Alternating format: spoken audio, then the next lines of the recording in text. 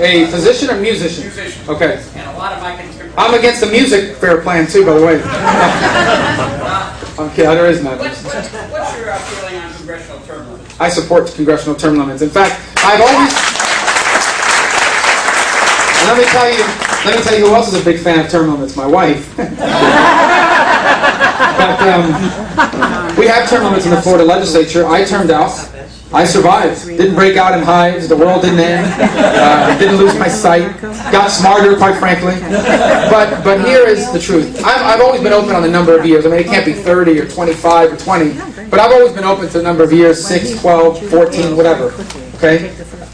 Jim DeMint, who's supporting me, has a plan. It's a 6-12. 6 years in the House, 12 years in the Senate. Basically, 3 terms in the House, 3 terms in the House, or 2 Senate terms of 6 years. I think that's reasonable. If someone can say, well, it should be 8 and 12, or 10 and 12, or 20 and 12, whatever. The point is, I support that plan, but we need term limits. I support them. I think they're important. Because politics changes people. The process changes people. And the longer you're there, the more it changes it. I know that. I've seen it with my own eyes. To some extent, I felt the edges of that. And I'm glad we have term limits in Florida. And yes, there are really talented and good people in politics that will be termed out. But I've never met someone so talented and so good that the need for term limits is trumped by it. So I think that we need to have them, and I support them. Let me answer some questions on this side. Yes, ma'am. What's your position on amnesty for illegal aliens? I do not support amnesty for illegal aliens. I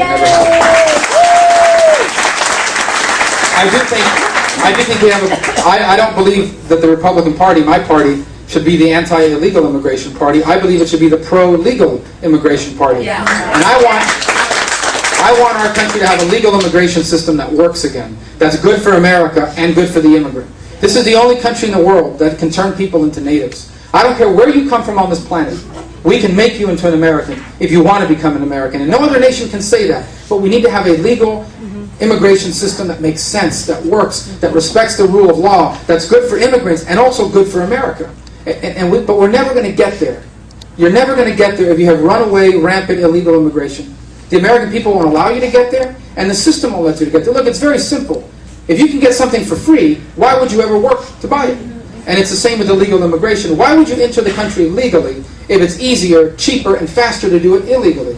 And if you grant amnesty, and let me tell you, look, there are going to be some sad human interest stories in an amnesty, in lack of amnesty. There is. That's just the way it is. You're going to have people that came here when they were 5 years old because their parents brought them. They don't speak Spanish, and now they got caught and they're being deported to Nicaragua, and it's going to feel weird.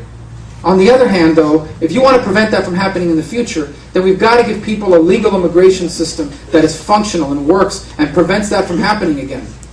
And if you grant amnesty, all you're going to do is send out a message that if you come to this country illegally and can stay here long enough, we're going to let you stay. And all you're going to do is make the problem worse, not better. Yes, sir. I assume, based on your other answer, that you also believe in line item veto. I do. But I mean, what good would that do with this guy? I also think you need some constitutional limit on spending. Because you can't trust either party. Look, here's what we know from the states. The states that have balanced budget amendments, like Florida, don't have deficit spending. They have tax cuts. Sometimes they raise taxes, but they don't run debt because they can't.